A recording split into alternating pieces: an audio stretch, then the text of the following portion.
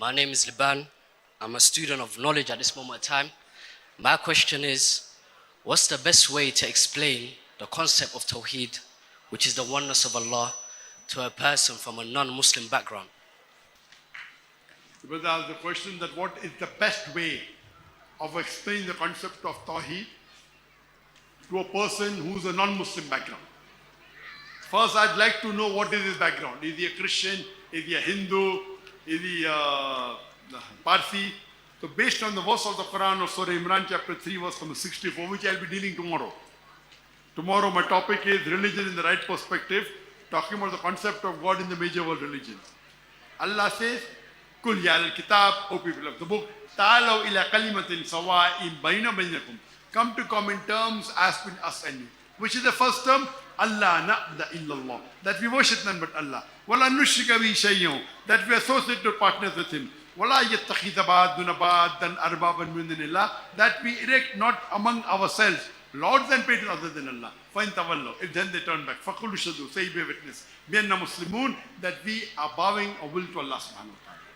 So the best is, if you want to talk about Tauheed, the concept of God, the best surah is Surah Ikhlas, chapter number 112, verse number 1 to 4, which says, Kul huwallahu ahad, says Allah one and only. Allahu samad, Allah the absolute and eternal. Lam yalid wa lam yulad, He begets not nor is He begotten. Wa lam yakul lahu kufuwan ahad, there's nothing like Him. This is a 4-line definition. Any person says so and so candidate is God, you put your candidate to the test of Surah Ikhlas. If he passes, we have no objection accepting him as God.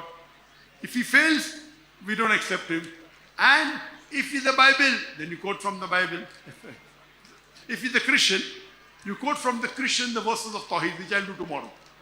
If he's a Hindu, you quote the verses of Tauheed from the Vedas, from the Upanishad, from the Bhagavad Gita. If he's a Jew, you can quote from the Talmud. If he is a Parsi, you can quote from the Zed Avesta. If he is a Sikh, then you quote from Guru Granth Sahib. And there's another talk I've given, concept of God in the major world religion. So if you see that video, and if he's an atheist, there's a talk of mine, does God exist? You see that? And inshallah, it will give you a great deal of knowledge how to deal with a non-Muslim. Jazakallah.